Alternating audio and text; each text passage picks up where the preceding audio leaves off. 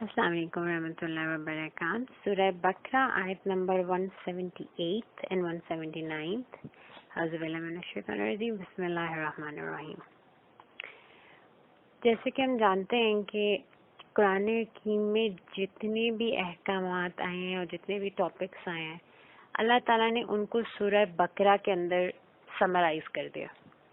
اور اسی طرح سورہ بقرہ کا جو کل ایسنس ہے وہ سورہ فاتحہ میں سو آن.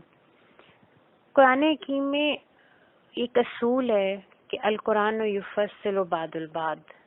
قرآن حکیم کی آیات خود اپنی آیات کی تفسیر کرتے ہیں. قرآن حکیم میں اگر ایک جگہ متقی کا ورڈ آیا ہے تو قرآن حکیم کے ہی اندر آپ کو آیات مل جائیں گی جو اس لفظ متقی کو کھول رہی ہیں. اسی طرح ہم نے ورڈ البر پڑھا تو ہم نے دیکھا کہ قرآن حکیم میں ہی مختلف مقامات پہ البر کو اللہ تعالیٰ مزید کھول رہے ہیں. ابرار کون ہے، متقین کون ہے. اسی طرح ہم نے اولو الالباب کی جب بات کی تھی کہ اہل لب کون ہے. قرآن حکیم کی اپنی آیات ہی اس کانسیپٹ کو ایکسپلین کری تھیں، اس کو آپ کے سامنے کھول رہی تھیں، بیان کر رہی تھیں. اب حضرت ابراہیم علیہ السلام، حضرت اسماعیل علیہ السلام کی ایک دعا ہے جو ہم آیت 129 آف سورہ بقرہ میں پڑھا ہے، اور پھر 151 جو آیت تھی اس کے اندر اس کی قبولیتی دعا ہے. تھوڑے سے ورڈز کا سیکوینس چینج ہے. پھر اسی طرح سورہ آل عمران میں، سورہ الجمعہ میں بھی آپ کو یہی سملر ٹاپک مل جائے گا. اور یہ آیت کیا ہے؟ یہ وہ دعائیں جو حضرت ابراہیم علیہ السلام، حضرت اسماعیل علیہ السلام نے رسول پاک صلی اللہ علیہ وسلم کے آنے کے لیے کی کہ ربنا وابعث فیہم رسولا منہم، یا اللہ تعالیٰ اٹھائیں ان میں ایک رسول جو انہی میں سے ہوں. اور یہ جو آگے وہ 4 فرائض رسالت ایکسپلین کرتے ہیں کہ وہ بیسیکلی وہ جو نبی کریم صلی اللہ علیہ وسلم ہے ان کا بیسیکلی مشن کیا ہے، وہ کیا 4 فرائض ہیں. یہ 4 فرائض بیسیکلی قرآن پاک کے 4 مضامین کی نشاندہی کرتے ہیں کہ قرآن پاک میں جو کچھ ہے وہ یہ براڈ یہی 4 کیٹیگریز ہیں. یتلو علیہم آیات کا، آیت we know means a sign, a symbol, جس کو دیکھ کے آپ کے اندر جو اللہ تعالیٰ نے معرفت اور محبت اپنی بسٹو کی ہوئی ہے آپ کی روح میں، آپ کے قلب میں، وہ جو ہے اس ڈورمنٹ اسٹیٹ سے نکلتی ہے، ایکٹیویٹ ہوتی ہے، اور آپ کو تذکرہ ملتا ہے. You remember, you are reminded of the حقائق that you knew but you had forgotten because of the veils, غفلت کی ہیں یا مٹیریلزم کی ہیں یا اس جسم کی ہیں. تو ایک تو نمبر 1 قرآن پاک کے اندر ایمانیات کے دلائل موجود ہیں. یہ آیات ہیں، یہ آپ کو جو آپ کا ایمان ہے جو ہے اس کے دلائل آپ کو دیتے ہیں. وَيُعَلِّمُهُمُ الْكِتَابَ، اور یہ نبی جو ہیں یہ ان کو الکتاب سکھائیں. اس کا مطلب کیا ہے کہ احکام شریعہ ان کو بتائیں، جو ڈیوائن لاز ہیں، رولز ہیں، اس کو آپ سکھائیں امت کو. والحکمہ، اور صرف شریعت کے احکامات ہی نہیں سکھانے، ناٹ جسٹ رولز. ان رولز کے پیچھے کیا روح موجود ہے، کیا قدر ہے، کیا ویلیو ہے جس کی وجہ سے وہ حکم دیا گیا، اس کی حکمت کیا ہے، یہ بھی وہ نبی ان کو سکھائیں، تاکہ یہ صرف ریچولز فالو کرنے والے لوگ نہ ہوں بلکہ ان کے پیچھے جو روح احکامات ہیں ان کو سمجھنے والے ہوں. ان کے اندر ایک اخلاق بھی ہو، ان کے اندر روحانیت بھی ہو. تو احکام شریعت بھی نبی کریم صلی اللہ علیہ وسلم ہمیں سکھا رہے ہیں، لیکن روحانی تربیت بھی ہماری نبی کریم صلی اللہ علیہ وسلم ہی کر رہے ہیں. اس کو طریقت بھی کہتے ہیں. آپ صلی اللہ علیہ وسلم کی جو طریقہ ہے، آپ کی جو سنت ہے، وَيُزَكِّيهِمْ، اور پھر وہ ان کا تزکیہ نفس بھی کرے. اینڈ دین قرآن پاک ہیز مضامین جو ہمارے نفس کے تزکیے کے لیے، اس کی پاکیزگی کے لیے دے آر ویری امپورٹنٹ. اب ان 4 میں سے اگر ہم احکامات شریعت پہ غور کریں تو ہمیں پتہ چلتا ہے کہ اس میں بھی 2 طرح کے احکامات ہیں.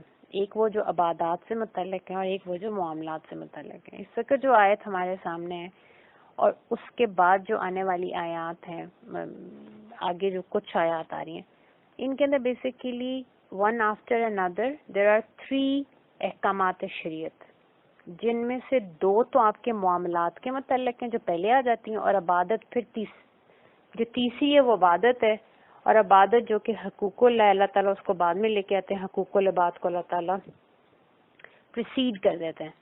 اور دس از اندر اخلاق کہ اللہ تعالیٰ انسان کو روحانی تربیت پہلے دیتے ہیں اور پھر اس کے اوپر احکامات آتے ہیں. ہم نے پہلے بھی بات کی کہ اگر آپ مکی دور میں دیکھیں تو مکی دور میں احکامات نہیں تھے. مکی دور از ٹوٹلی تربیت. آپ استقامت سکھائی گئی، صبر سکھایا گیا، اخلاق کی وہ اعلیٰ قدریں سکھائی گئیں، جہاں پہ کہ وہ ہستیاں جن کے سامنے ایک پوری کی پوری قوم بھی اپنے آپ کو قربان کر دیں تو ان کے لیول کو نہیں پہنچ سکتی، اور وہ ہستیاں ایک جان بچانے کے لیے اپنی جان دے رہی ہیں، راہ حق میں اپنی جان دینے سے دریغ نہیں کر رہی. تو یہ جو سینس آف لائلٹی اور سینس آف سروس اور سینس آف سیکریفائس اور ٹروتھفلنس، یہ جو اعلیٰ اخلاقی قدریں ہیں یہ آپ کو مکی دور میں ملیں گی. دے آر بینگ ڈیولپڈ دیر. اور پھر جو فرائض تھے لائک حج، زکوٰۃ، روزہ، یہ سب مدنی دور میں آئے ہیں. تو یہ دس از ہاؤ قرآن پاک کی جو آیات ہیں وہ بھی اسی طرح ہیں کہ جو پہلا اس وقت ہمارے سامنے ابھی جو 2 آیات ہیں اگر ان پہ آپ غور کریں تو دس از معاملے کی آیت ہے.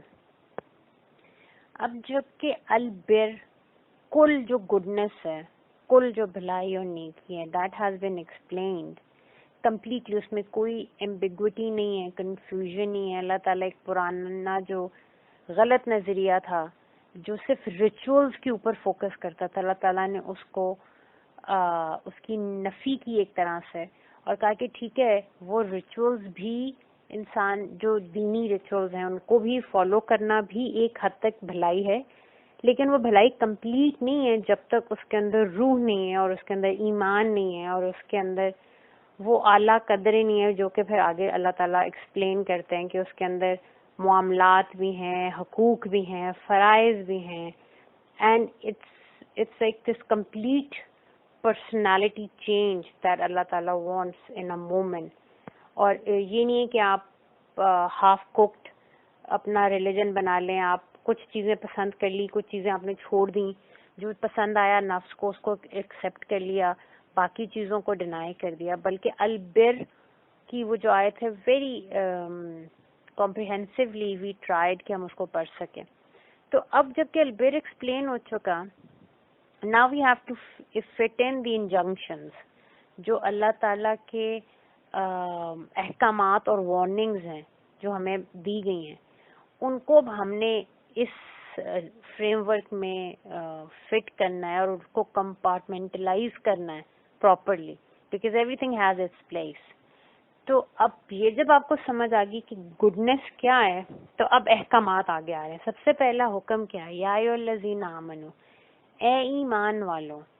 آپ کو پتہ ہے جب بھی آیت شروع ہوتی ہے یا ایھا الذین آمنو، اس کا مطلب ہے بی ویری ویری کیئرفل. یہ کوئی عام آیات نہیں ہے کہ میری مرضی کروں میری مرضی نہیں کروں. اگر تم مومن ہو تو دس از اے مسٹ. یہ اب انسانیت کی جنرل بات نہیں کی جا رہی، اسپیسیفکلی مومنوں کو ایڈریس کیا جا رہا ہے. اور اسپیسیفک آرڈر کا مطلب ہے کہ you have to follow this. یا ایھا الذین آمنو کتب علیکم القصاص. دا ورڈ کتبہ کاتبہ سے نکلا ہے. کاتبہ کا مطلب ہے لکھ دینا، فرض کر دینا، to make something mandatory. اب یہ ایک اصطلاح قرآنی ہے کتبہ علیکم. اس کا مطلب ہے کہ کسی کے اوپر کوئی چیز جب آپ فرض کر دیتے ہیں. کتاب کا جو لفظ ہے ہمیں پتہ ہے یہ الکتاب قرآن پاک کے لیے بھی قرآن پاک میں یوز ہوا ہے، کیونکہ یہ ایک احکامات کی کتاب ہے اللہ تعالیٰ کی طرف سے. دس از اے دین، this is the code we have to follow. کتاب کا لفظ mostly, not always but mostly احکامات کے لیے قرآن پاک میں یوز ہوا ہے. لیکن آپ دیکھیں کہ اللہ تعالیٰ یہ ورڈ فرض کرنے کے معنوں میں اللہ تعالیٰ یہ اپنے لیے بھی یوز کرتے ہیں. جب اللہ تعالیٰ فرماتے ہیں کاتبہ علی نفسہ الرحمہ، میں نے تمہاری محبت میں اپنے اوپر فرض کر دیا، لکھ دیا، کاتبہ کر دیا. I made it like I've made it compulsory on myself. It's mandatory for me کہ میں تمہارے معاملے میں رحمت کا ہی معاملہ کروں گا. سبحان اللہ. سو جو کاتبہ کا ورڈ ہے اس کے اندر یہ فرض کر دینا, اس میں کوئی آپشن نہیں ہے. You know, there are no two ways about it. You have to follow what has been made mandatory. اور یہ کتب علیکم کا جو ورڈ ہے, یہ جو میں نے بتایا کہ ابھی ہم ایک کے بعد ایک 3 احکامات شریعت پڑھنے لگے ہیں, جن میں سے 2 حقوق العباد ہیں, 1 حقوق اللہ ہے. اور یہ تینوں کے لیے اگر آپ تینوں کی آیت, ایک آیت 178 ہے جس وقت ہم پڑھ رہے ہیں, پھر آیت نمبر 180 ہے, اس میں بھی آپ کو کتب علیکم ایگزیکٹ یہی ٹرم ملے گی. پھر 183 ہے, اس میں بھی آپ کو ایگزیکٹ کتب علیکم کی ہی اصطلاح ملے گی. یعنی کہ آل دیز 3 احکامات امت کے لیے اور مومنین کے لیے it has been made mandatory. There are no 2 options about it. You have to follow the rule of Allah تعالیٰ. اللہ تعالیٰ فرما رہے ہیں کہ میں نے تمہارے لیے جو ہے وہ لکھ دیا, مینڈیٹری بنا دیا. کیا چیز؟ the rule of the law of القصاص. قصص کا جو, قصاص کا جو حکم ہے یہ ہم پہ فرض کر دیا گیا فی القتلہ.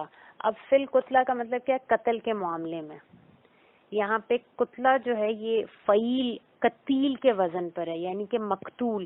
کہ when a human life is taken, اس معاملے میں اے مومنو, یہ جو گڈنس کا فریم ورک ہے اس میں یہ حکم تم پہ فرض کیا گیا ہے کہ تم قصاص کو اپلائی کرو. اب what is قصاص؟ you need to understand this, کہ یہ قصاص سے نکلا ہے, اور اس کے نارملی جو سیکنڈری میننگز ہیں ان کے اوپر ہم فوکس کرتے ہیں. جو اس کا پرائمری میننگ ہے اس کو ہم بھول جاتے ہیں. سیکنڈری میننگ کیا ہے؟ آپ کو پتہ ہے قصص جو ہے یا قصاص جو ہے اس کے اندر مساوات کے, برابری کے معنی آتے ہیں, یعنی کہ ایکول ریٹریبیوشن. جس نے آپ کے ساتھ جو کیا آپ نے اس کا بدلہ لینا ہے. اسی طرح قرآن پاک میں یہ القصص واقعات کے لیے بھی یوز ہوتا ہے, قصہ خوانی کرنا. اور قصہ خوانی بھی اگر آپ دیکھیں تو بیسیکلی قصہ کیا ہوتا ہے؟ کسی انسان کے واقعات جو ہیں, آپ ان واقعات کو اسی کرونولوجیکل آرڈر میں ان واقعات کے پیچھے پیچھے چلتے ہیں اور اس واقعے کی حق کو پہنچتے ہیں یا اس حق کو لوگوں تک پہنچاتے ہیں. بیان کرنے کے معاملے میں بھی کے ٹرم کے طور پہ بھی قصاص کا ورڈ یوز ہوتا ہے. بٹ اس کا اصل میننگ کیا ہے؟ اور یہاں پہ قصاص کس معنوں میں یوز ہوا ہے؟ وہ ہے بمعنی کہ کسی کے پیچھے پیچھے چلنا, کسی کے نقش قدم کی پیروی کرنا. تو یہ جو اللہ تعالیٰ نے کہا ہے کہ میں نے تم پہ یہ حکم لکھ دیا ہے, یہ حکم کیا ہے کہ تم پیروی کرو اللہ کے اس حکم کی جو آلریڈی بھی اللہ تعالیٰ دے چکے ہیں. اور ہم آگے چل کے بھی بات کرتے ہیں کہ یہ پہلے کہاں پہ حکم آ چکا ہے. لیکن یہ اس کو اگر قرآن پاک, میں نے کہا القرآن و یفصل بعض البعض, ہم اس قصص کو قرآن سے ہی سمجھتے ہیں کہ قرآن حکیم میں کس کس مطلب میں یوز ہوا ہے. اور obviously میں نے بتایا آپ کو کہ برابری مساوات کے معنوں میں بھی یوز ہوا ہے, قصہ خوانی کے بیان کر دینے کے معنوں میں بھی یوز ہے. اور اس وقت سورہ قصص میں ہی آیت نمبر 11 ہے, اگر آپ دیکھیں وہاں پہ اب حضرت موسیٰ علیہ السلام کا واقعہ ہے. اسی طرح سورہ کہف کی آیت ہے 64, اس میں بھی حضرت موسیٰ کا ہی واقعہ ہے. تو حضرت موسیٰ کے ہی واقعے کے 2 مختلف ڈائمینشن میں یہ ورڈ قصص یوز ہوا ہے. سورہ قصص میں آیت 11 ہے وکالت, اور جب ان کی حضرت موسیٰ کی والدہ علیہ السلام نے اپنی بیٹی سے کہا لِأُخْتِهِ, حضرت موسیٰ علیہ السلام کی بہن سے کہا قُصِّیهِ, فالو ہم.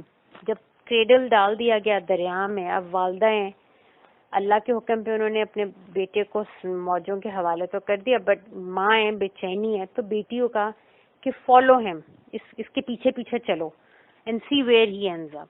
اسی طرح سورہ کہف کی جو 64 آیت ہے فرتد دالا سارہما قصصا, اب یہ وہ واقعہ چل رہا ہے جب حضرت موسیٰ علیہ السلام اپنے خدمت گزار لڑکے کے ساتھ آپ چل رہے ہیں اور آپ راستے میں ایک جگہ پہ کہتے ہیں کہ اب بھوک لگی اور کھانا نکالو، اور بتاتے ہیں کہ وہ تو مجھے بھول گیا، شیطان نے مجھے بلا دیا آپ کو بتانا کہ کچھ تھوڑا لمحے پہلے جس جگہ پہ ہمارا پڑاؤ تھا پچھلا، وہاں پہ وہ مچھلی زندہ ہوئی اور وہ دریا میں چلی گئی. تو وہاں پہ حضرت موسیٰ نے کہا کہ وہی تو وہ جگہ ہے جہاں پہ ہم نے اس مرد رجال الغیب میں سے وہ جو رجل الغیب ہے اس سے ہم نے ملنا تھا. سو اللہ تعالیٰ کہتے ہیں فرتد علی آثارہما قصصا، پس وہ لوٹے علی آثارہما اپنے قدموں کے نشانوں پر، قصصا ریٹریسنگ دیئر فٹ اسٹیپس، اپنے قدموں کے نشانوں پہ چلتے ہوئے واپس ہے. سو قرآن پاک سے ہم نے یہ سمجھا کہ قصص کے جو مطلب ہے ایک پیروی کرنا، کسی کے نقش قدم پر چلنا. اب یہاں پہ حکم کیا دیا جا رہا ہے؟ اللہ تعالیٰ کیا فرما رہے ہیں کہ تم پہ فرض کر دیا گیا. کیا چیز فرض کر دی گئی؟ قصص، قتل کے معاملے میں پیروی کرنا، نقش قدم پر چلنا. کیوں کہ قتل کے معاملے کو ہلکا نہیں لو، یہ بہت بڑی بات ہے.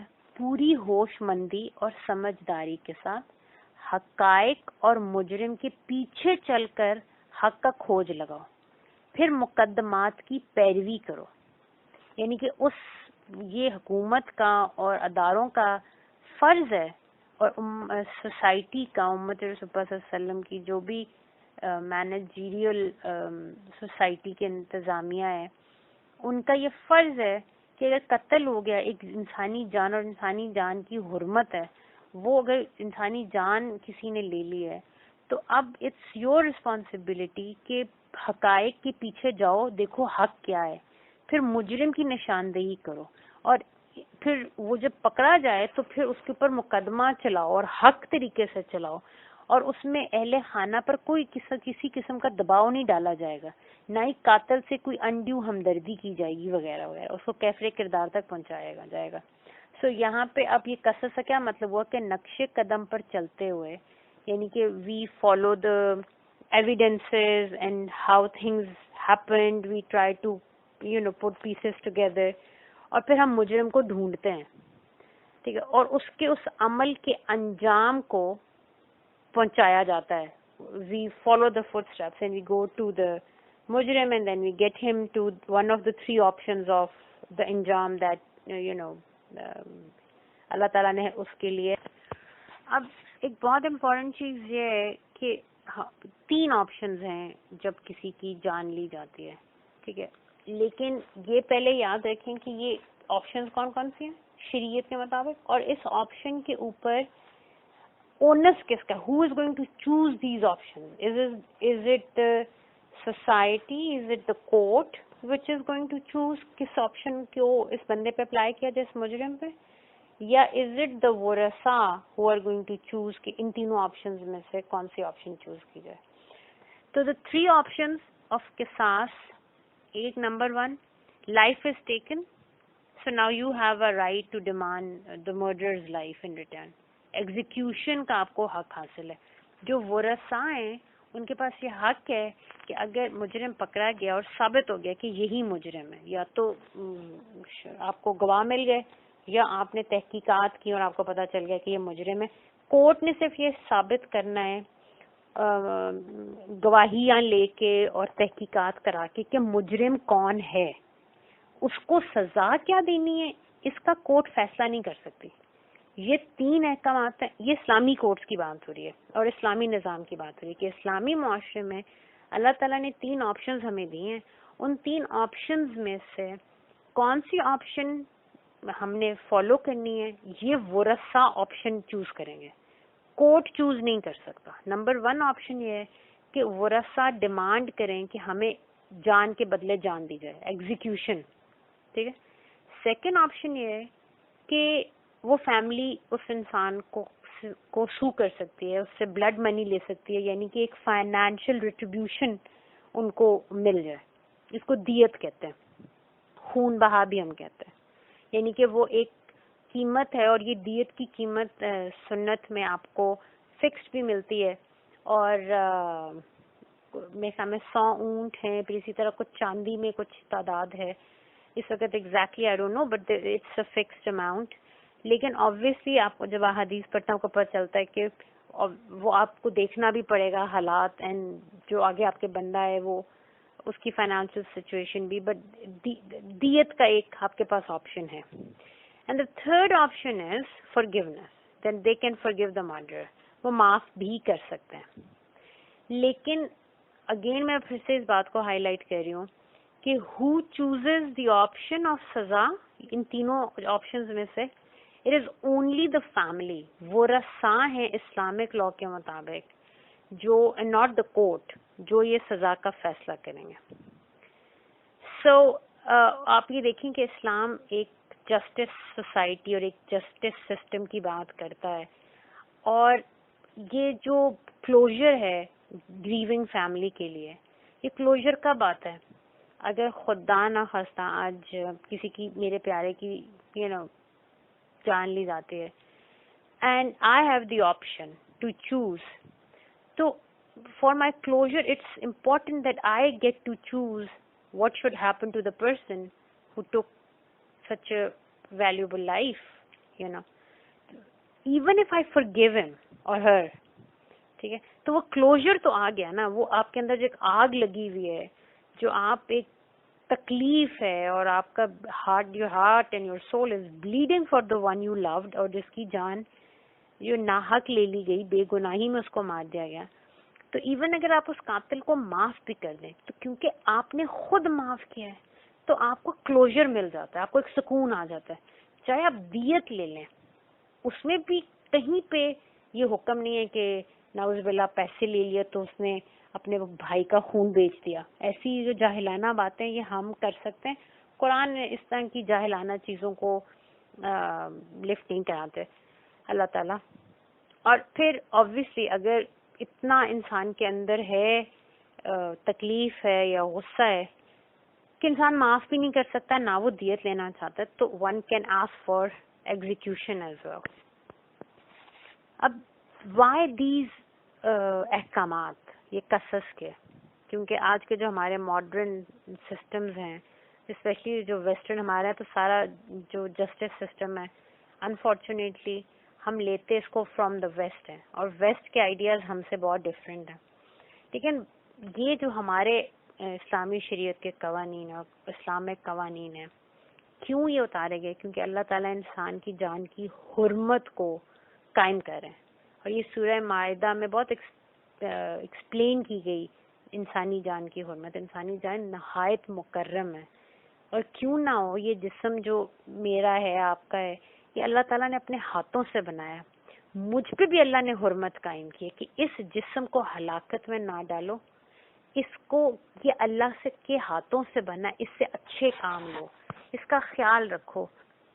آپ دیکھیں, آپ سنت رسول اللہ صلی اللہ علیہ وسلم پڑھتے ہیں, سبحان اللہ, آپ کو پتہ چلتا ہے اپنے آپ کو فزیکلی ہیلدی رکھو, ایکسرسائز کریں, ایٹ ہیلدی, اچھی محفلوں میں بیٹھیں, اسپرچولی اپنے آپ کو اچھے ماحول میں بٹھائیں. فزیکلی حضور صلی اللہ علیہ وسلم فرمایا سعادتیں 3 چیزوں میں, کھلا ہوادار گھر ہو, اور ایک اچھی سواری انسان کے پاس ہو, پھلدار درخت لگے ہو, یہی سعادت ہے. اور سعادت کیا ہے؟ یہی دنیا میں جنت ہے. انسان کے گھر میں پھلدار درخت, اس کا کیا مطلب کہ روزی آپ کے اپنے, you have your own kitchen garden, آپ خود چیزیں اگاتے ہیں, اور اللہ کے حکم سے آپ کے گھر میں پھل ہیں اور ویجیٹیبلز وغیرہ ہیں, اور آپ کے پاس ایک اچھی سواری ہے جس پہ آپ سفر کر سکتے ہیں, اور آپ کا ایک کھلا ہوادار گھر ہے, یعنی کہ پر رونق سی جگہ ہے. So what more can a person want? اب اس میں کتنا زیادہ انسان کو ایک جان کی حرمت بتائی جا رہی ہے کہ these things are important for your mental physical emotional psychological well being.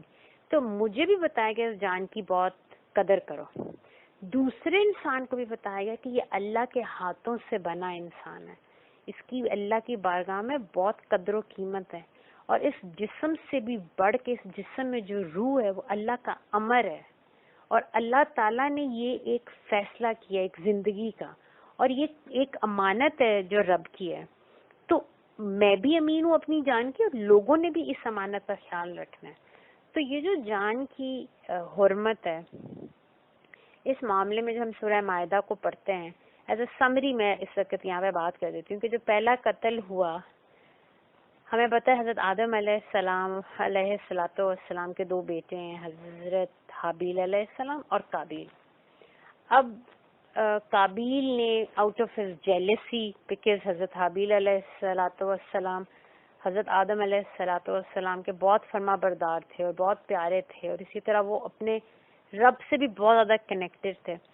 تو یہ جو ایک حب الہی قابیل نے بھائی میں دیکھا نہیں، was not of the same standard, اور پھر دونوں نے قربانی پیش کی حضرت آدم کے کہنے پہ کہ تم لوگ دونوں اللہ کی بارگاہ میں قربانی دو، اور دیکھو اللہ کسی قربانی کو قبول کرتا ہے تو دوسرا اپنے آپ کو ٹھیک کر لے، اور حابیل علیہ السلام کی قربانی قبول ہوگی، اور پھر Qabil out of his jealousy because he was so taken up with hatred and this anger that he decided to kill his brother and he did. اب اللہ تعالیٰ وہاں پہ اس پہ تبصرہ کرتے ہوئے سورہ مائدہ کی آیت نمبر 32 میں فرماتے ہیں کہ وہ آیات جو ہیں وہ یہ کتبنا علی بنی اسرائیل، ہم نے لکھ دیا بنی اسرائیل کے اوپر. اب جو میں نے بات کی کہ اللہ تعالیٰ فرما رہے ہیں کہ پیروی کرو اس حکم کی جو آلریڈی آ چکے، اگر یہ ایک مطلب بھی ہم اس قصص میں رکھ لیں تو بتایا جا رہا ہے کہ یہ جو قصاص کا حکم ہے، اور اس قصاص کے اوپر یہودی بہت زیادہ مسلمانوں کو آ کے تنگ کرتے تھے اور بہت زیادہ انہوں نے کرٹیسزم اور ایک فتنہ کریٹ کر لیا، تو اللہ تعالیٰ نے ان کو بھی یاد کرایا، ہمیں بھی یاد کرا رہے ہیں کہ یہ دین ایک ہی ہے، nothing is new. Why یہ تجدید کیوں ہو رہی ہے؟ کیونکہ بیچ میں چاہے بنی اسرائیل یہودیوں کی صورت میں ہو، چاہے بنی اسرائیل عیسائیوں کی طرف ہو، ان دونوں نے ایکسٹریم کارنرز پکڑ لیے ہیں. ایک نے تو انتہا کر دی فیبریکیشنز کی اور ہر حق آیت کو چھپا لیا اور اپنی پسند کا دین بنا لیا، اینڈ دوسرا وینٹ اگینسٹ دا پہلا والا and they did the same with their انجیل. تو اللہ تعالیٰ فرما رہے ہیں کہ وہ آج تو ان کی کتابوں کے اندر، آج تو توریت کے جو ورژنز تمہیں نظر آ رہے ہیں ان کے اندر یہ کچھ آیات انہوں نے جو چھپا لی ہیں وہ نہیں ہے. اللہ تو نہیں شرماتا، اللہ بیان کر رہا ہے کہ میں نے کتبنا، میں نے لکھا تھا، ہم نے فرض کیا تھا لا بنی اسرائیل، حضرت یعقوب علیہ السلام کی اولاد کے اوپر، انہو من قاتل نفسم بغیر نفس، یعنی کہ بغیر کسی نفس کے اگر کسی نفس کو قتل کیا گیا، یعنی کہ مقتول کے بدلے میں اگر کسی بے گناہ کو قتل کیا گیا، ٹھیک ہے، او فسادن فی الارض، یا پھر ایک ہی آپشن ہے دوسری کہ یا تو قاتل کو قتل کے بدلے قتل کیا جائے لیکن کسی مقتول کے بدلے کسی بے گناہ کو مارا، ہاں، یا دوسری آپشن یہ کسی فسادی کو قتل کیا لیکن کسی نے فساد بھی نہیں کیا اور تم نے بے گناہ کو مار دیا، فَكَأَنَّمَا، بس یہ ایسا ہی ہے جس طرح تم نے قتل الناس جميعا، جس طرح تم نے ساری کی ساری انسانیت کو قتل کر دیا. One human life is as sacred as all humanity combined together. ایک جان کی یہ قیمت ہے. اور اللہ تعالیٰ پھر آگے فرماتے ہیں وَمَنْ أَحْيَاهَا، ہاں، اور تم میں سے جس کسی نے ایک بھی زندگی بچا لی. اب یہ زندگی ضروری نہیں فزیکلی ہے، ایک بندہ ہے وہ سیلف ڈسٹرکشن میں جا رہا ہے، آپ کسی دوسرے انسان سے اس کو نہیں بچا رہے، آپ اس کو اس کے اپنی ڈارکنیس سے اور اس کے اپنے گناہ سے بچا رہے. ایک بندہ ہے وہ اپنے ہاتھوں اپنے آپ کو جہنمی کر رہا ہے، آپ نے اس کو حق پہ لے آئے. ایک بندہ ہے وہ ڈپریشن کا شکار ہے، سیلف ہارم کی طرف جا رہا ہے، آپ اس کو ہوپ کی طرف لے آتے ہیں، آپ اس کو ان اندھیروں سے نکال لاتے ہیں. اور آبویسلی اگر آپ نے کسی کی فزیکل بھی جان بچائی ہے، کسی کو کوئی چوٹ لگ گئی یا کسی کو کوئی حادثہ ہو گیا اور آپ نے اس کی جان بچائی، تو حضرت فرماتے ہیں اور جس کسی نے کسی ایک کی بھی زندگی کو کھڑا کر دیا، اس کو ایک کو کھڑا کر دیا، ایک کو زندہ کر دیا، فَكَأَنَّمَا أَحْيَا النَّاسَ جَمِيعًا، تو یہ ایسی جس طرح اس نے ساری انسانیت کو بچا لیا. اب یہ احترام جان ہے جو کہ انسانی تمدن کی جڑ ہے. It's the foundation of humanity and the human civilization. اور یہ اللہ تعالیٰ بتا رہے ہیں کہ ہر نبی کی جو تعلیمات تھی وہ سیم تھی. اور یہ جو اس وقت لیڈرز بنے ہوئے ہیں دنیا میں ڈیوائن نالج کے، ان کو بھی یہی حکم دیا گیا تھا. جدھر بھی ٹائم اینڈ اسپیس میں یہ حرمت انسان، یہ حرمت جو جان ہے، یہ اٹھ گیا تو وہاں پہ انسانیت کی گویا جڑی کٹ گئی. اب یہ جو ابھی ہم نے آیت دیکھی 32 آف سورہ مائدہ، اسی کو اگر آپ تھوڑا سا آگے جائیں 45 آیت کو دیکھیں تو وہاں پہ اللہ تعالیٰ فرماتے ہیں کتبنا علیہم، یعنی کہ ہم نے ان بنی اسرائیل کے اوپر، ہم نے فیہا توریت کے اندر بنی اسرائیل پہ بھی احکامات آ رہے ہیں، ان النفس بالنفس والعین بالعین، یعنی کہ جان کے بدلے جان، آنکھ کے بدلے آنکھ، والانف بالانف، اور ناک کے بدلے ناک، والاذن بالاذن، اور کان کے بدلے کان. اور بعض کہتے ہیں ناک کیونکہ عزت کو سمبلائز کرتی ہے، تو اگر عزت کے بدلے عزت، والسن بالسن، اور دانت کے بدلے دانت، والجروح، جروح کہتے ہیں جرح جیسا سرجری بھی ہوتی ہے کہ کوئی زخم ہو تو زخم کے بدلے قصاص، زخم کی برابری کا زخم ہوگا. مساوات کے یہاں پہ مطلب میں آ رہا ہے، برابری کے مطلب میں آ رہا ہے، یعنی کہ جیسا زخم دیا جائے گا جسم کو ویسا ہی اس کا قصاص، اسی طرح کا زخم اگلے کو بھی دینا ہے. فمن تصدق بہ، ہاں جو بندہ صدقہ کر دے اس کے ذریعے. صدقہ کا یہاں پہ مراد کیا ہے کہ جس کسی نے معاف کر دیا، فَهُوَ كَفَّارَةٌ لَهُ، تو وہ معاف کرنا اس معاف کرنے والے کے گناہوں کا کفارہ بن جائے گا. یعنی کہ اس معاف کرنے والے کو پھر اللہ تعالیٰ اس کے گناہ بخش دے گا کیونکہ اس نے بہت بڑا کام کیا. وَمَن لَمْ يَحْكُمْ بِمَا أَنزَلَ اللَّهُ فَأُولَٰئِكَ هُمُ الظَّالِمُونَ، اور obviously جو کوئی اللہ کے احکامات کے مطابق فیصلے نہیں کرتا بے شک وہی ظالم ہے. اب آج جو توریت ملتی ہے، خیر اب تو اٹس بین چینجڈ ان ویز کہ شاید یہ پوری آیت ہی نہ آج ملتی ہو، لیکن اسٹل جو تھوڑی بہت بھی اگر آپ کہتے ہیں کہ اس توریت کے اندر کہیں شاید حق ہے.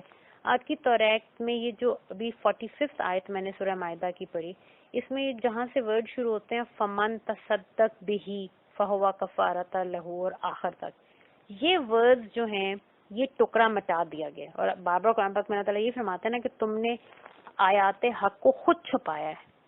تمہیں پتہ یہ جو حضور صلی اللہ علیہ وسلم فرما رہے ہیں بالکل سچ ہے. یہ وہی بات ہے جو توریت میں تھیں، ہاں تم نے اپنے ورژنز میں مٹا دی تو یہ الگ بات ہے. اور آج بھی آپ دیکھیں کہ یہود کے یہاں یہ بات عام ہے کہ بدلہ لینا لازمی ہے، کیونکہ انہوں نے کس چیز کو مٹا دیا؟ انہوں نے کہا آنکھ جان کے بدلے جان، آنکھ کے بدلے آنکھ، کان کے بدلے کان، ہر چیز کا بدلہ، اور جو کوئی معاف کر دے اس والی ٹرم کو انہوں نے مٹا دیا. سو اب دین میں انہوں نے رائج کیا کر دیا کہ بدلہ لو ہی لو، معافی، دیت، اس کی کوئی راہ نہیں ہے. اور ایکسٹریمزم آ گیا. یہ جو آج دنیا کو کہتے ہیں کہ تم لوگ ٹیررسٹ اور اسلام ایکسٹریمزم، دنیا کو ایکسٹریمزم پہ بھاشن دینے والے خود اپنے آپ کو کس حد تک ایکسٹریم کر چکے ہیں. دیٹ ایک علمی خیانت ہے that they are following the شریعت without the روح and the طریقت. روح اور طریقت کیا تھی؟ جو اس میں عفو کا حکم تھا اور ایک آپشن دی گئی تھی کہ معافی بھی is there، معافی بھی کی جا سکتی ہے، دیت بھی لی جا سکتی ہے. بٹ انہوں نے یہ احکامات یہ والے ختم کر دیے. اور ان کی اپنے مزاج میں کیونکہ شدید سختی تھی، قرآن پاک تو بار بار اللہ تعالیٰ بیان کرتے ہیں کہ یہ یہود، ان کے تو جو قسۃ القلوب، ان کے تو پتھروں والے دل ہیں. تو یہ ان کے اندر ایک مزاج کی سختی تھی، طبیعت میں ان کے سختی تھی. اس کے مطابق انہوں نے توریت میں ناحق کمی بھی کی اور بعض جگہوں پر زیادتیاں بھی کی، ایڈیشنز بھی کیے، سبسٹریکشنز بھی کیے. اور یہ جو سختیاں تھیں، یہ جو انہوں نے علمی خیانتیں کی، اٹ ڈیولپڈ اے پیراڈائم اور پیراڈائمز جس کی وجہ سے بنی اسرائیل جو ہے انپولوجیٹکلی ایک ظالم ترین قوم بن چکی ہے. History is witness to it. آج بھی دنیا میں جو کچھ ہو رہا ہے اس کے پیچھے ہمیں پتہ ہے یہی بگڑے ہوئے یہود ہیں، ان کے ظالم گروپس ہیں، freemasons and God knows what.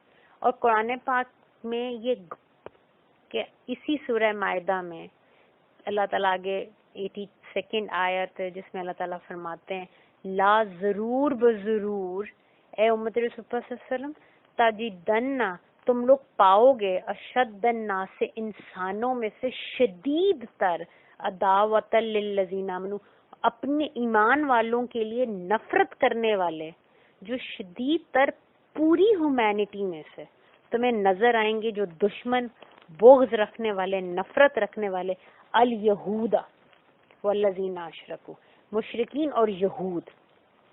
تو یہ تو قرآن پاک میں اللہ تعالیٰ نے گواہی دے دی کہ یہ جو انہوں نے کیونکہ صرف ریچولز کو فالو کیا اس میں سے روح اور طریقت نکال دی.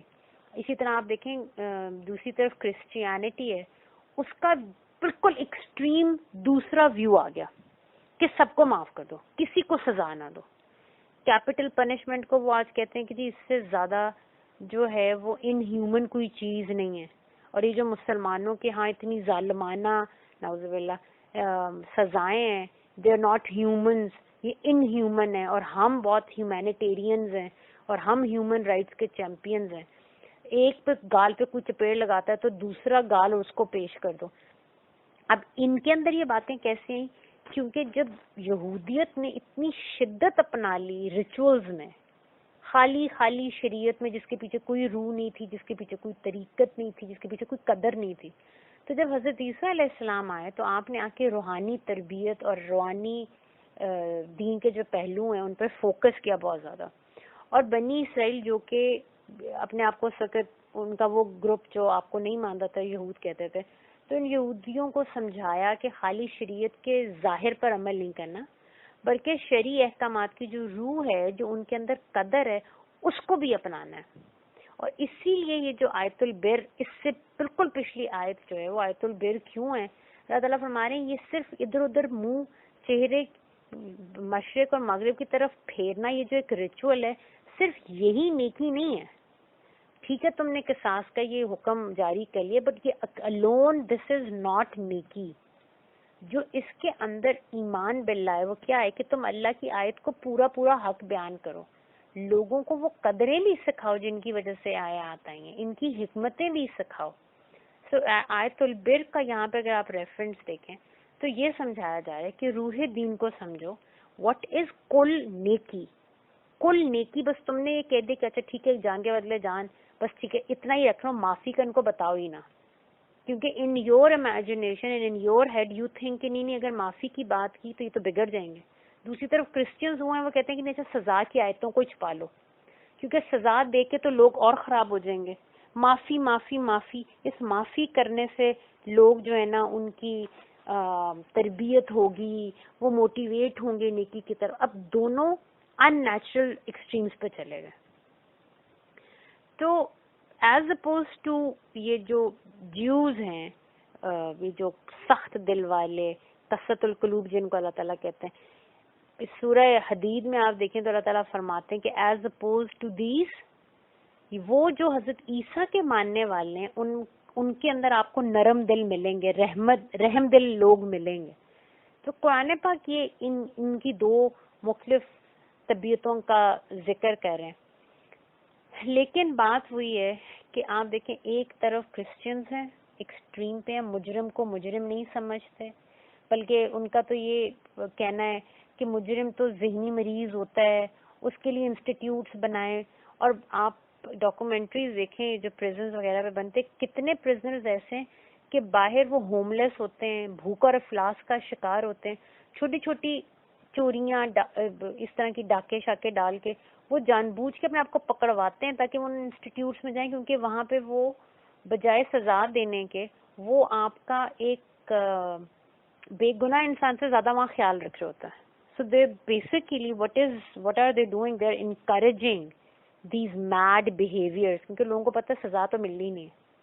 ٹھیک اسی طرح دوسری سائڈ پہ جیوز ایک ایکسٹریم پہ ہیں اور آپ کو پتہ ہے دنیا کو کولیٹرل ڈیمیج کا جو کانسیپٹ ہے یہ دینے والے یہودی ہیں.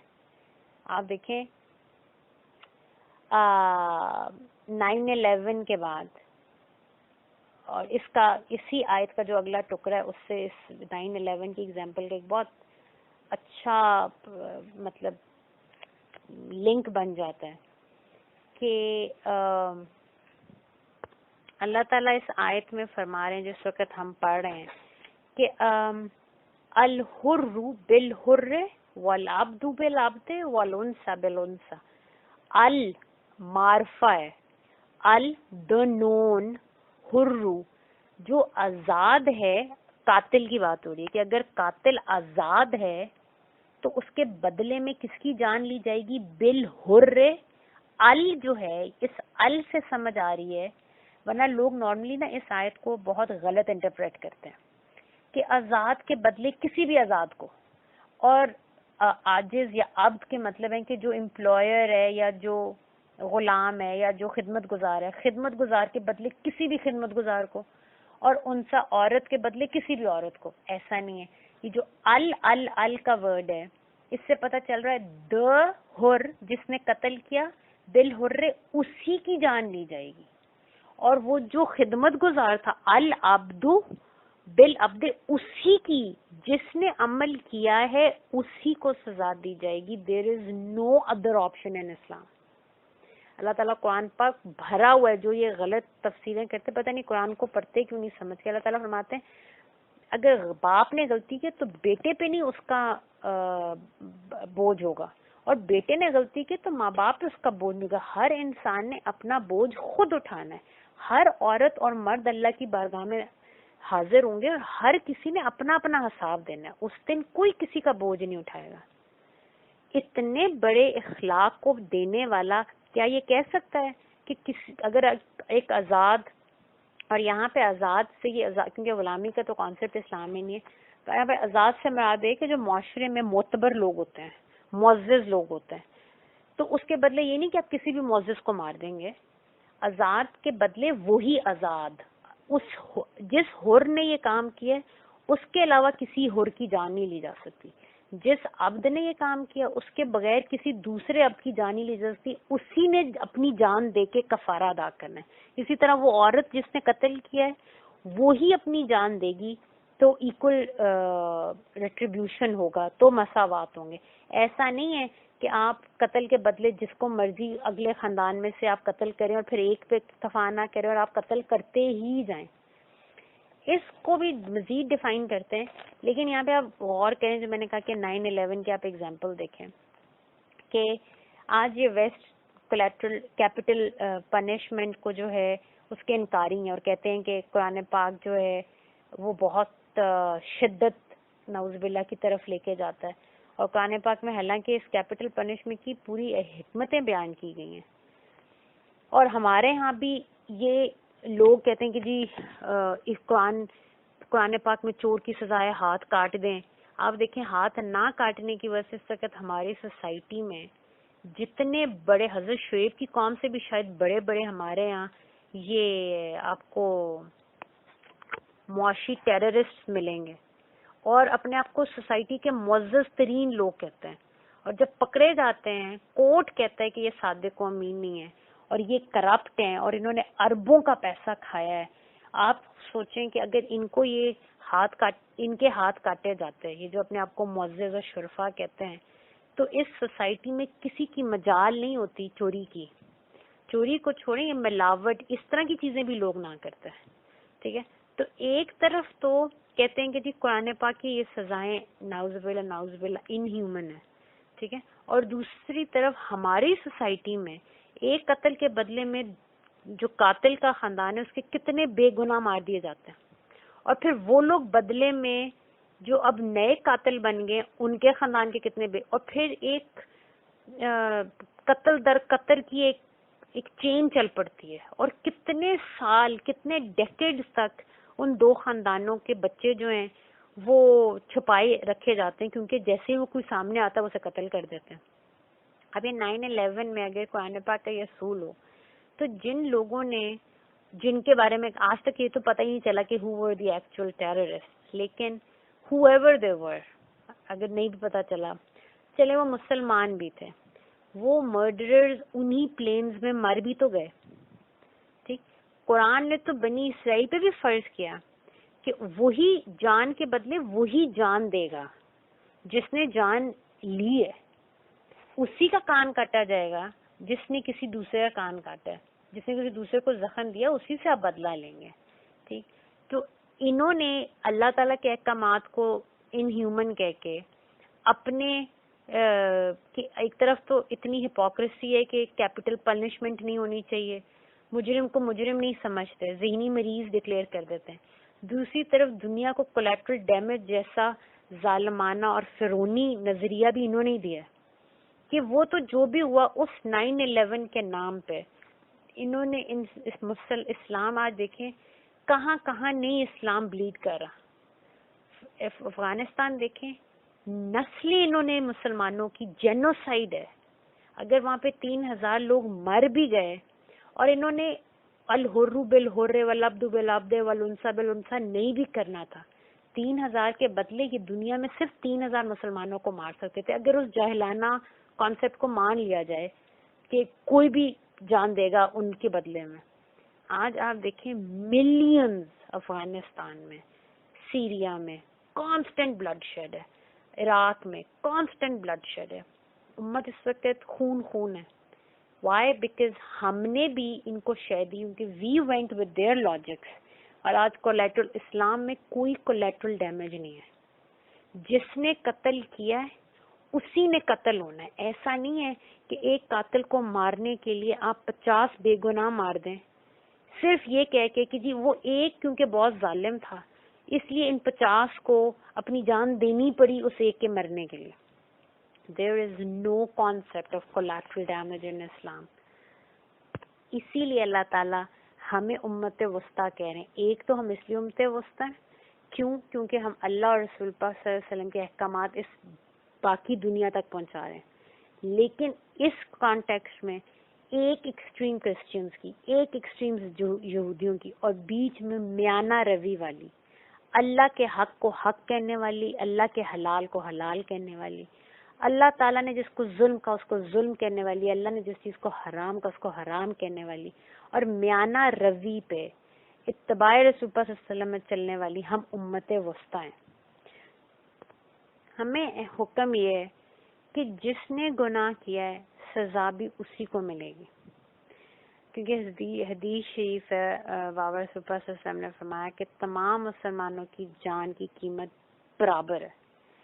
آگے اللہ تعالیٰ فرماتے ہیں فمن اوفیا لہو، یعنی کہ جس کسی کے لیے بھی معاف کر دیا جائے من اخیہ شیئن، اس کے بھائی کی طرف سے کچھ بھی۔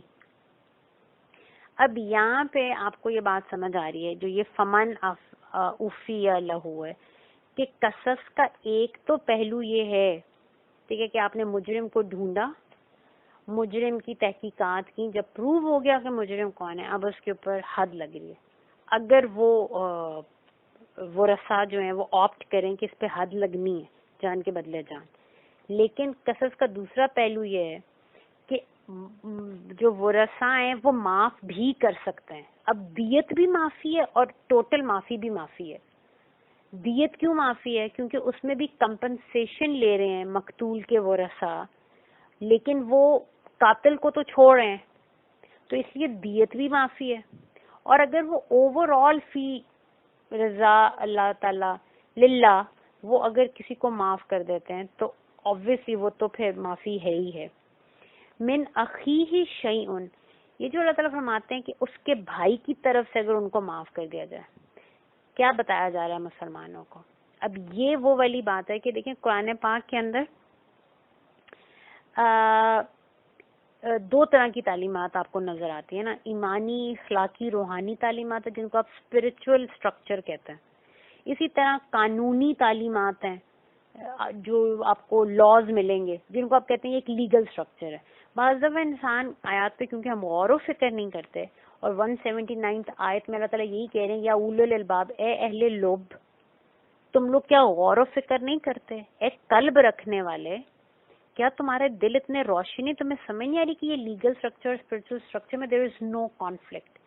لیکن میجورٹی آف دا ٹائم جب ہم صرف سطحی طور پہ ترجمے پڑھ لیتے ہیں تو ہمیں ایسے لگتا ہے جس طرح یہ جو قرآن کا لیگل اسٹرکچر اور اسپرچل اسٹرکچر ہے ان کے درمیان میں کانفلکٹ ہے، بٹ وین وی ریفلیکٹ، جب ہم ان کے اوپر غور و فکر اور تدبر کرتے ہیں تو ہمیں پتہ چلتا ہے کہ ان میں ہارمنی ہے۔ جس طرح اب کون لوگ ہیں جو کہتے ہیں کہ جی اس کے اندر کانفلکٹ ہے، جیسے آپ کو پتا ہے کہ ایک طرف اللہ تعالیٰ فرماتے ہیں کہ حلال مال جو ہے تم اون کر سکتے ہو، ٹھیک ہے. حلال طریقے سے انسان جب حلال ذرائع کے ذریعے کوئی بھی مال کماتا ہے تو اللہ تعالیٰ فرماتے ہیں اس میں کوئی بری بات نہیں ہے. ٹھیک, ایسے مال اون کرنا حلال کوئی بری بات نہیں. دوسری طرف قرآن پاک میں اللہ تعالیٰ آپ کو بتاتے ہیں کہ سب کچھ ٹھیک ہے, دنیا میں تمہیں لگ رہا ہے کہ تم ان چیزوں کو اون کر رہے ہو, لیکن اصل میں حقیقی مالک اور خالق تو اللہ ہے. Owner of everything is Allah تعالیٰ. ہاں تم صرف امین ہو. ابھی ایک اسپرچل ڈائمینشن بھی دی جا رہی ہے.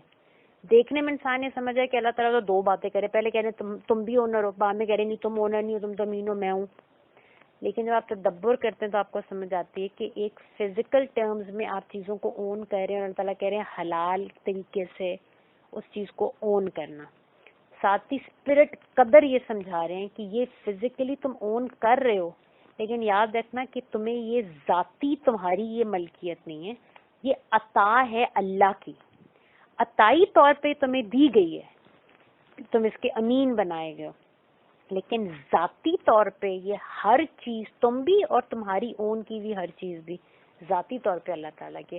تو obviously جب ہم ریفلیکٹ کرتے ہیں then we realize کہ یہ اسپرچل اور لیگل اسٹرکچر میں ایک بہت خوبصورت ہارمنی ہے. ایک طرف سوسائٹی کے لیے ایک معاشرت کے لیے ایک لیگل اسٹرکچر دیا جا رہا ہے, اور اسپرچل اسٹرکچر فرد کو اس کے لیول پہ سکھایا جا رہا ہے تاکہ اس کا اخلاق, اس کی اخلاقی تربیت ہو, اس کے اندر روحانیت آئے. تو اب یہ جو آیت ہے من اخیہ شیء کہ جو معاف کر دیا گیا اس کے بھائی کی طرف سے کچھ, یہاں پہ ہمیں یہ بتایا جا رہا ہے کہ ٹھیک ہے قصاص لیا جا سکتا ہے, لیکن تم مومن سب آپس میں ایک کنبہ ہو. اور ان سخت حالات یعنی کہ جو قتل ہو گیا ہے اس میں بھی اس حقیقت کو بار بار دہرایا جا رہا ہے کہ ابھی بھی مت بھولو تم سب آپس میں ایک دوسرے کے بھائی بھائی ہو, مومن سب آپس میں ایک دوسرے کے بھائی بھائی ہیں. اس لیے جو یہ خارجیوں کا جو دعویٰ ہے نا کہ کبائر گناہوں پہ قتل کر دیتے ہیں اور گاڈ نوز کیا کیا جو ہے یہ فتنے انہوں نے کریٹ کیے ہوئے, یہاں پہ وہ بھی رد ہو رہا ہے. کیونکہ دیکھیں آپ قتل نفس پر بھی اگر اخوت دین قائم ہے تو جو باقی کبائر گناہ ہیں ان پر بھی کوئی مسلمان کافر نہیں ہو جاتا, گنہگار ہوتا ہے, اور گنہگار وہ اپنے رب کا ہے. کورٹ اس کے اوپر حدیں لگا سکتی ہے, انڈیویجولز لوگوں کو پکڑ کے ان کو سزائیں نہیں دے سکتا ہے. اب ایسا فار ایگزامپل کسی پر حد قائم ہوئی, ہم نے اس کو رجم کیا, اس کی نماز جنازہ تو ہم پھر بھی پڑھائیں گے. تو یہ جو آیت کا ٹکڑا ہے فمن اوفی لہ, بس اگر وہ معاف کر دیں من اخیہ شیء, یہ یہاں پہ وہ بھائی چارہ یاد کرایا جا رہا ہے کہ آخر میں تم ہو سب ایک ہی, اور کسی سے غلطی ہو گئی ہے سو ٹھیک ہے بہت بڑا تمہارا نقصان ہوا ہے, اس میں تو کوئی شک نہیں ہے. تبھی تو اللہ نے تمہیں قصاص کا پورا اور تمہیں اختیار دیا, تمہارے ہاتھ میں جان دے دی اس کی جس نے تمہاری نفس کی جان لی. نفوس ہے نا آپس میں سارے. تو یہ سمجھایا جا رہا ہے کہ تمہیں بہت بڑا اللہ نے پاور دی ہے, لیکن وہ بھی تو کریم تمہیں معاف کر دیتا ہے. اور انسان کتنا بڑا بھی گناہ, ایون جو زنا کر کے بھی اگر اللہ کی بارگاہ میں جاتا ہے, اور حضرت وسلم کی سیرت سے آپ کو پتہ چلتا ہے آپ صلی اللہ علیہ وسلم would encourage anybody who would come and who would give witness against him own self and would accept the fact that مجھ سے یہ غلطی ہوئی. آپ فرماتے تھے جاؤ اور تنہائی میں اپنے رب سے معافی مانگو, اس کا پرچار نہیں کرو. حد لگ سکتی ہے لیکن کریم کی بارگاہ میں بھیجیں کہ جاؤ اللہ سے معافی مانگو, معاف کر دے گا. تو پھر اللہ تعالیٰ یہ سمجھا رہے ہیں کہ تمہیں اس وقت اللہ تعالیٰ اپنی سنت جینے کا موقع دے رہے ہیں. بہت بڑی بات ہے جو ہو گئی ہے, لیکن نظر تو کرو بابا رسول اللہ صلی اللہ علیہ وسلم کی طرف. حضرت امام حمزہ جو ہیں سید الشہداء رضی اللہ عنہ, بابا رسول اللہ صلی اللہ علیہ وسلم کے چچا بھی ہیں اور آپ کے دوسرے ایک بھائی بھی ہیں, اور آپ کے بہت پیارے ساتھی اور دوست بھی ہیں. اور جب آپ علیہ السلام کی شہادت ہوئی احد میں اور بابا رسول اللہ صلی اللہ علیہ وسلم کے سامنے آپ کو لایا گیا, آپ نے نماز جنازہ پڑھائی, لوگ اٹھانے لگے, آپ نے فرمایا میرے بھائی کو رہنے دو. پہلے صحابی آئے, آپ نے جنازہ پڑھایا, دوسرے تیسرے 70 جنازے پڑھائے آپ نے, اور آپ اپنے سینہ اتھر پہ ہاتھ پھیرتے تھے اور آپ کہتے تھے کہ حمزہ آپ کی جدائی کو ہم کیسے برداشت کریں, کیا کریں کہ یہ دل یہ جو دکھ ہے اس کو کسی طرح برداشت. اتنی تکلیف رحمت للعالمین ہے, اتنی تکلیف ہے جس کے جانب ہے. جب قاتل سامنے آتے ہیں ہاتھ میں قصاص کا حکم, ایک جملے پہ, آپ کے ایک حکم پہ, even just the nod of your head مبارک, گردنیں اڑ جاتی. پورا حق ہے. آپ نے ان قاتلوں کو معاف کیا, اور پھر اخلاق کی یہ انتہا کہ آپ نے کہا میرے سامنے نہ آنا کیونکہ تمہیں دیکھوں گا تو وہ یاد آئیں گے جو بھولے نہیں جا رہے, اور جب وہ یاد آئیں گے تو ہو سکتا ہے میں تمہارے ساتھ اس اخلاق سے نہ پیش آ سکوں جس اخلاق سے میں رحمت للعالمین میں مخلوق سے پیش آتا ہوں. اتنی آپ صلی اللہ علیہ وسلم کا مطلب جو نا یہ دس از بیوٹی آف ہز سیرت. تو اللہ تعالیٰ نے پھر ایک طرف یہ لیگل اسٹرکچر تو قصاص کا دے دیا, اب روحانیت کی اب تربیت ہو رہی ہے کہ ٹھیک ہے اگر تم یہ کر سکتے ہو, تمہیں اجازت ہے, جس مجرم اگر ثابت ہو گیا اس کی تم جان لے سکتے ہو, لیکن دوسری طرف میرے حبیب کی طرف بھی تو دیکھو. بابا رسول اللہ صلی اللہ علیہ وسلم کی سیرت, اہل بیت کی سیرت آپ دیکھیں. کربلا ہو گیا ہے, کرب و بلا, کائنات نے یہ ٹائم بھی دیکھنا تھا, آسمان و زمین نے. کربلا ہو گیا ہے, کس تکلیف سے حضرت زین العابدین گزرے, واپس آئے, اور آپ کی محفل میں ایک بندہ آیا, آپ نے اس کی طرف ایک نظر کی اور کہا اس کی مہمان نوازی کرو, سفر کر کے کہیں سے آیا تھا, اور اس کی اتنی مہمان نوازی کی اور اس کو اتنی اس کی خاطر کی کہ وہ رو پڑا. اس نے کہا مجھے لگتا ہے آپ نے مجھے پہچانا نہیں. آپ نے فرمایا میں نے تمہیں بالکل پہچان لیا, تم وہ جس وقت مشکیزہ اٹھایا جا رہا تھا, مجھے اس وقت نام یاد نہیں کہ who was lifting the مشکیزہ, تم نے تیر مار کے وہ مشکیزہ وہ جو تھا اس میں سے پانی تمہاری وجہ سے وہ ہوا تھا. وہ رویا, اس نے کہا جی بالکل, اور آپ پھر بھی میرے ساتھ اس اخلاق سے پیش آ رہے ہیں. آپ نے فرمایا وہ تمہارا اخلاق تھا, یہ ہماری تربیت ہے. تو یہ جو عفو ہے, جو سیرت النبی صلی اللہ علیہ وسلم سے, یہ اللہ نے اخلاق سکھایا ہے, اور حضرت صلی اللہ علیہ وسلم نے اس کو جی کے, کیونکہ آپ چلتا پھرتا قرآن ہے. تو اللہ تعالیٰ یہاں پہ کہہ رہے ہیں کہ اگر تم اس کو معاف کر دو, ٹھیک ہے, کیونکہ تم ابھی بھی دینی بھائی ہو آپس میں, دشمنی تمہارے دل میں نہیں ہونی چاہیے. اگر تم نے دل میں دشمنی رکھنی ہے تو پھر اس کی جان لے کے اپنا دل صاف کرو, لیکن دل میں ایک دوسرے کے لیے بغض اور حسد, کیونکہ آپ یہ دیکھیں نا اس سے ہوتا کیا ہے کہ صرف قاتل کو مار کے خوشی نہیں, چین نہیں آتا لوگوں کو, نفرتیں قدورتیں بڑھتے بڑھتے اس کا دل چاہتا ہے اس کا پورا خاندان اگلا ختم کر دے. اور اسی طرح جب اگلے کو قتل کروایا جائے گا جان کے بدلے جان, اس کے بھی گھر والوں میں سے کچھ ایسے لوگ ہوں گے جن کو یہ سمجھنا ہے کہ یہ تو جان کے بدلے جان لی گئی ہے, ان کو لگے گا یہ قتل کیا گیا ہے, اور ان کے اندر بھی وہی نفرت اور بغض ہوگی, اور اس طرح ایک سلسلہ چل پڑے گا جس کے اندر لوگوں میں ڈس انٹیگریشن آ جائے گی.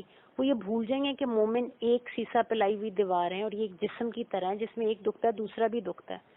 اینڈ اٹ وڈ بی, جو آج ہمارے معاشرے کا حالت ہے ایگزیکٹ وہی ہوگی. پھر فتبعوا بالمعروف, ہاں اب وہ اگر معاف کر دیتا ہے, اس کے بھائی کی طرف سے کوئی معافی کا اعلان کیا جاتا ہے, یعنی کہ وہ یا دیت قبول کرتا ہے یا معاف کر دیتا ہے, فتبعوا بالمعروف, تو اب پابندی کرو اس کی. ابھی اللہ تعالیٰ سوسائٹی کو بھی کہہ رہے ہیں کہ جس نے معاف کر دیا اس نے معاف کر دیا, تم کون ہوتے اس کو قاتل کرنے والے, یا اس گھرانے کو جا کے مسلسل پنچ کرنے والے, یا قاتل کی فیملی کو مسلسل شرمندہ اور تکلیف دینے والے. تم لوگوں نے پابندی کرنی ہے اس دیت یا معافی کے حکم کی, جو اور اسی طرح کورٹ کو بھی حکم ہے کہ پابندی کرو گے اس آپشن کی جو اس ورثاء کی جو اس مقتول کی فیملی ہے, اس کے ورثاء انہوں نے چوز کیا.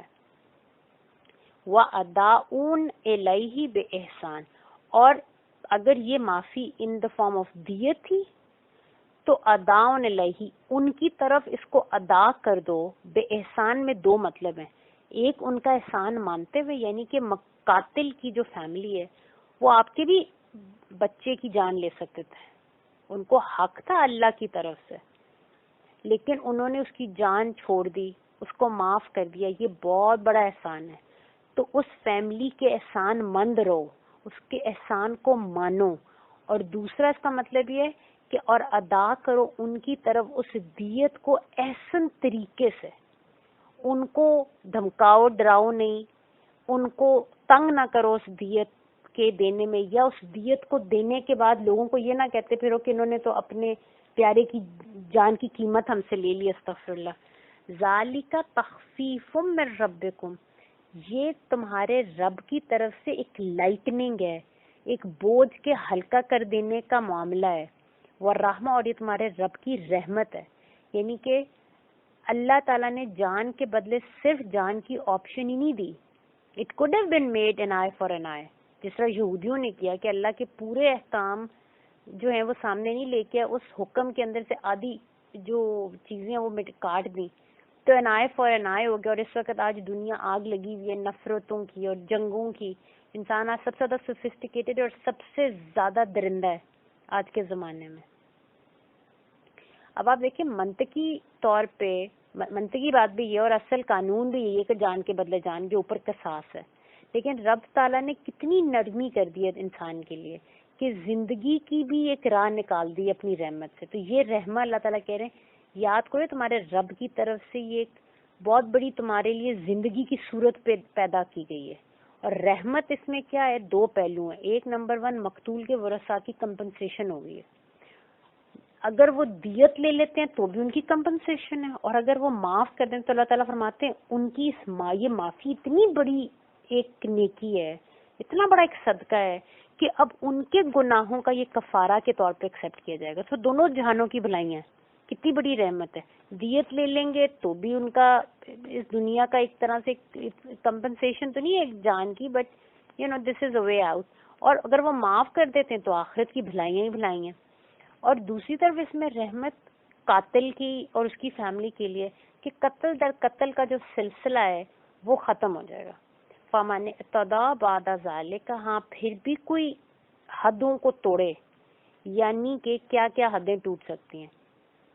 کسی نے قصاص مانگا، آپ اس فیملی کو ڈرائیں دھمکائیں کہ اس کی جان بخشی کرو، یہ بھی حد توڑنے کا معاملہ ہے. کوئی معاف کرنا چاہتا ہے لیکن لوگ اس کو پریشرائز کریں کہ وہ معاف نہ کرے. کوئی معاف کر دے اور سوسائٹی اس معافی کو نہ مانے اور جرگے بٹھا دیں اور کورٹ فیصلے کر دے کہ نہیں جی اس کی جان ہی لینی ہے. یا کوئی دیت مانگے اور اس کو لوگ تنگ کریں اس دیت میں، یا اس کو تانے دیں کہ انہوں نے تو جان بیچ دی یا واٹ ایور، جس طرح کہ ہمارے جاہلیت کے کانسیپٹس ہیں اور باتیں لوگ کرتے ہیں. تو اللہ تعالیٰ فرما رہے ہیں یہ جو ایک اللہ نے ایک نظام اور ایک فریم ورک دے دیا، اب یہ جو سب کچھ بیان ہو گیا، اب بھی کوئی حد سے بعد ذالک، اس کے بعد کہ سب کچھ بیان ہو گیا، اب کوئی حد توڑے گا فَلَهُ عَذَابٌ أَلِيمٌ، اب اس کے لیے نہایت دردناک عذاب ہے.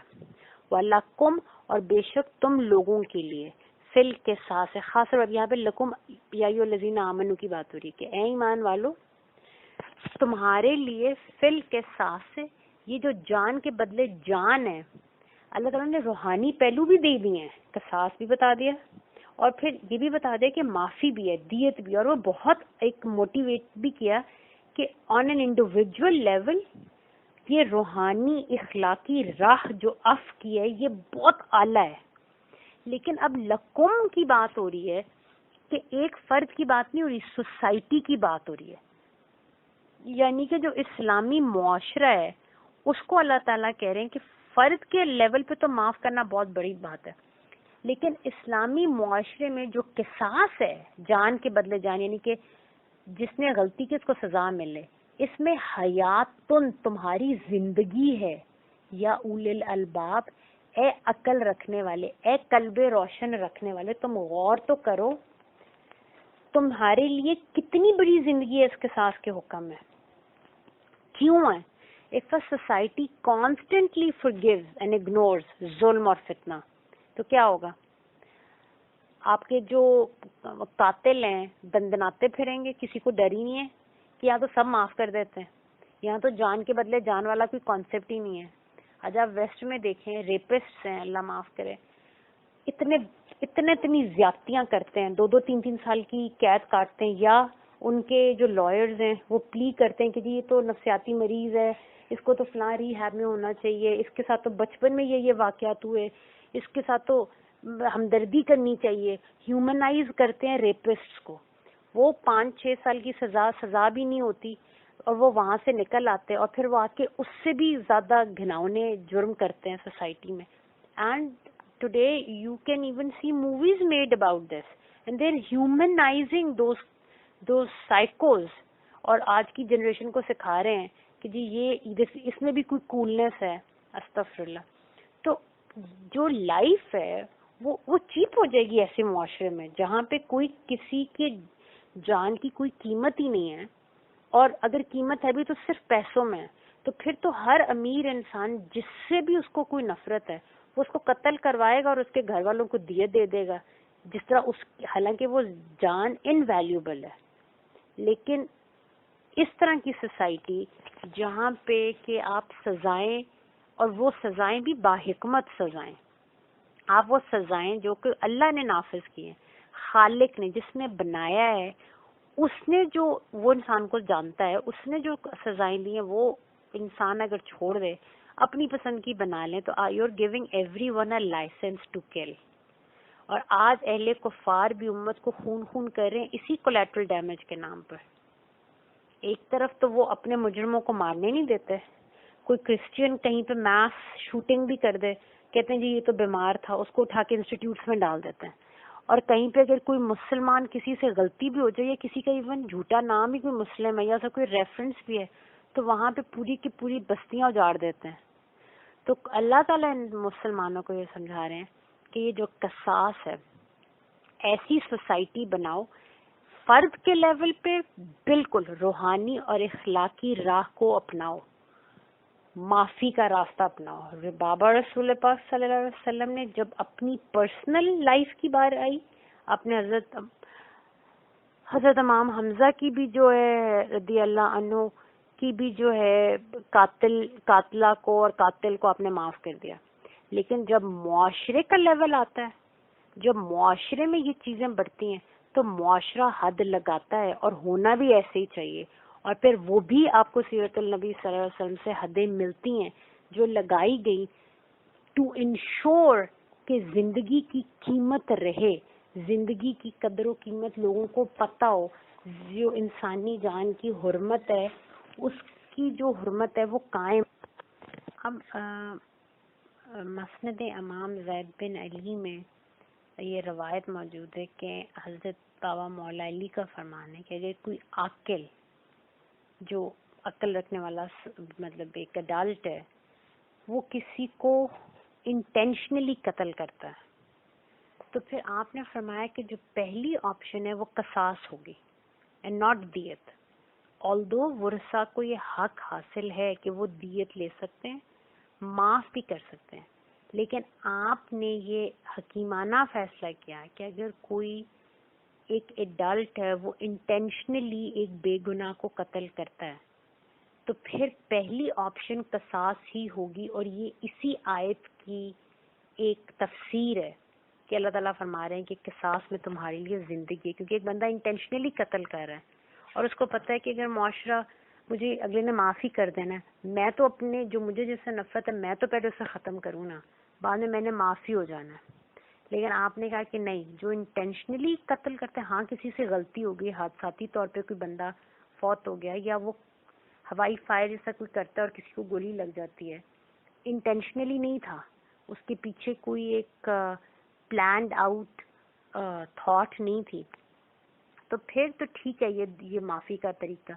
ادروائز معاشرے میں اصلاح کے لیے ضروری ہے کہ جو لوگ انٹینشنلی لوگوں کو قتل کرتے ہیں اور نفرتیں اور اس طرح کا ظلم پھیلاتے ہیں, تو اس فتنے کو قتل کرنے کے لیے, کیونکہ قرآن پر کیا فرماتا ہے, القتل اشد الفتنہ تو اشد من القتل, جو فتنہ ہے قتل سے بھی بڑی اور شدید قسم کا گناہ ہے.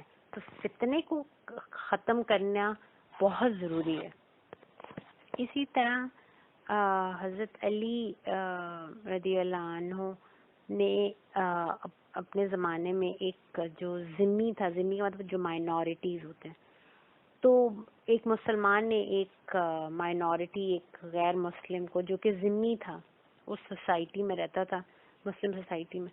سو قتل کیا. تو جب کیس آپ کے پاس آیا تو آپ نے ایک ذمہ کے بدلے میں اس مسلمان کو قتل کروایا، قصاص لگائی، اور آپ نے یہ ارشاد فرمایا کہ میں اس بات کا زیادہ حقدار ہوں کہ بابا رسول اللہ صلی اللہ علیہ وسلم کے ذمے کو پورا کروں. یعنی کہ ذمہ کیا ہوتا ہے؟ رسپانسبلٹی، کسی کی ذمہ داری. کہ کیونکہ رسول اللہ صلی اللہ علیہ وسلم نے ہم پہ یہ ذمہ داری لگائی ہے کہ مائنورٹیز کی جان و مال کی حفاظت ہم کریں گے، ہم ذمہ دار ہیں. تو اس لیے اب وہ ذمی کیونکہ اس مسلمان نے مارا ہے تو اس ذمی کے کیونکہ ڈیوٹی حضرت علی کی تھی، آپ کی ذمہ داری، تو آپ نے کہا کہ اس کے بدلے میں، اس کی جان کے بدلے میں بھی اس کا قاتل چاہے وہ مسلمان ہے کیونکہ اس نے قتل کیا. اور ہیومن لائف، کیونکہ ہم نے بھی وہ آیت پڑھی جو سورہ مائدہ کی کہ ایک جان بھی اگر آپ نے جو ہے بے گناہ لی ہے تو وہ پوری انسانیت کا قتل ہے، چاہے وہ غیر مسلم ہے. اور اگر آپ نے ایک بھی جان بچائی چاہے وہ کسی غیر مسلم کی ہے تو آپ نے ایسے جیسا پوری انسانیت کو بچا لیا. اسی طرح آپ دیکھیں کہ حرمت جان کتنی زیادہ ہے کہ بابا مولا علی نے فرمایا کہ جو شخص کسی علاقے میں یا کسی محلے میں مقتول پایا جائے اور ساری انویسٹیگیشن کرنے کے باوجود یہ نہ پتہ چلے کہ اسے قتل کس نے کیا، تو بابا مولا علی نے فیصلہ یہ دیا کہ اہل محلہ میں سے یا اس علاقے کے لوگوں میں سے 50 لوگ یہ قسم اٹھائیں گے کہ ہم میں سے کسی نے یہ قتل نہیں کیا اور نہ ہی ہمیں اس قتل کے بارے میں یا اس کے قاتل کے بارے میں کوئی علم ہے. اگر تو یہ سچی قسم 50 لوگ اٹھا لیتے ہیں. پھر آپ نے فرمایا کہ ٹھیک ہے، پھر ان میں سے نہ کسی نے قتل کیا نہ ان کو قاتل کا پتہ، لیکن کیونکہ وہ اس علاقے میں اس کی جان، اس کی باڈی ملی ہے، اس لیے اس کے گھر والوں کا نقصان تو پورا کرنا ہے. تو پھر وہ سارے کا سارا جو علاقہ ہے، وہ جو اہل محلہ ہے یا وہ جو اہل علاقہ ہے، وہ سب کے سب مل کے دیت جمع کریں گے اور اس کے ورثہ. اسی طرح بابا مولا علی نے کہا کہ اگر 2 گھوڑ سوار ہیں، 2 اپوزٹ سائڈ سے گھوڑوں پہ لوگ آ رہے ہیں اور ان کی آپس میں غلطی سے ٹکر ہو جاتی ہے اور ان میں سے اس ٹکر کی وجہ سے ایک مر جاتا ہے، تو آپ نے فیصلہ دیا کہ زندہ رہنے والا شخص مردہ کی دیت دے گا کیونکہ غلطی سے ہوا ہے، اس لیے وہ قصاص کا اس پہ وہ پابندی نہیں لگتی، لیکن وہ دیت ضرور دے گا کیونکہ ظاہر بات ہے دونوں ہی جو تھے وہ تیزی سے آ رہے ہوں گے. غلطی تو دونوں کی ہے لیکن ایک کی جان چلی گئی اور جان بہت قیمتی ہے. تو I think this is applicable on today's. یہ جب ہم سواری میں بیٹھے ہوتے ہیں اور یہاں پہ حربی گھوڑوں پر سوار لوگوں کی ویسے بات ہو رہی ہے. اسی طرح حضرت بابا مولا علی نے فرمایا کہ جو شخص اپنے جانوروں کو مسلمانوں کے راستے میں روک لے، یعنی کہ سڑک کے مڈل آف دا روڈ آپ اپنے جانوروں یا اپنی کوئی بھی جو آپ کی چیز ہے وہ اپنے مڈل آف دا روڈ رکھتی ہے، یا کسی بازار میں جہاں پہ لوگ آمد و رفت چلتی ہے وہاں پہ جا کے وہ ارریسپانسبلی اپنا جانور کھڑا کر دیتا ہے یا اپنی کوئی چیز کھڑی کر دیتا ہے، تو وہ شخص اس بات کا تاوان ادا کرے گا کہ اس کے جانور کے ہاتھ یا پاؤں کے مارنے کی وجہ سے جس کا بھی نقصان ہوا یا کسی کو نظر نہیں آیا اور کوئی بیچارہ اپنی ایک سائڈ سے آ رہا تھا اور وہ اس جانور جو کہ اس نے ارریسپانسبلی راستے میں باندھا ہوا ہے اس کی وجہ سے جس کا نقصان ہوگا تو اس کا تاوان بھی ادا کرنا پڑے گا. سبحان اللہ. یہ جو اللہ تعالیٰ نے ہم پہ پہلا جو حکم شریعت ابھی ان آیات میں فرض ہوا ہے، اٹس اباؤٹ دا حرمت آف ہیومن لائف، کہ اللہ تعالیٰ نے انسان کو بہت اکرام عطا کیا ہے اور اس اکرام کی آپ انتہا دیکھیں کہ اس کی جان چلی جائے تو اس کا بھی کتنا بڑا پروٹوکول ہے اور اس کی بھی کتنی زیادہ تکرار کے ساتھ اللہ تعالیٰ نے اور مسلسل ہر شریعت میں اللہ تعالیٰ نے یہ احکامات نازل فرمائے. انسانی جان اتنی قیمتی ہے جس کے چلے جانے پہ سچ comprehensive framework has been constructed. تو مانوی طور پہ بھی آپ بھی دیکھیں کہ ہم سب اپنی جانوں کے امین ہیں اور یہ اللہ تعالیٰ کی امانت ہے جس کو ہم نے اس کے ساتھ وفا کرنی ہے. تو جو لوگ اپنی جانوں پہ خود بھی ظلم کرتے ہیں ان کو بھی ان احکامات سے اس انسانی جان کی حرمت اور اس کے تقدس کے بارے میں سوچنا چاہیے. تو اللہ تعالیٰ امت کے حال پہ رحم کرے اور ہم سب کو قرآن حکیم کو کما حق سمجھنے کی، پڑھنے کی، اس پر عمل کرنے کی، اس کو جینے کی، اس سے محبت کرنے کی، اس کو دوسروں تک پہنچانے کی توفیق عطا اور نصیب فرمائے. صدق اللہ العظیم. یا اللہ جی، قرآن پاک پڑھنے پر آتے سمجھتے سمجھاتے غلطی کوتاہی لرزش ہوئی تو بخش دیں، معاف کر دیں. قرآن حکیم کی ایک کلمہ کامل ہدایت شفاعت خیر و برکت نصرت اللہ اور صحبت سے دنیا ختم ہوتے میں ارشاد اور بیان فرمائے. ہم سب کی طرف سے اپنی شان کریمی کے شایان شان قرآن پاک کا پڑھنا سمجھنا اپنی بارگاہ میں قبول کرتے ہوئے ہدیہ بارگاہ رسول اللہ صلی اللہ علیہ وسلم پہنچا دیں. نور مصطفیٰ صلی اللہ علیہ وسلم سے ہو پھر رسول اللہ صلی اللہ علیہ وسلم نگاہ مصطفیٰ صلی اللہ علیہ وسلم سے مات میں ارشاد اور بات فرما دے دنیا آخرت میں. جزاکم اللہ خیر.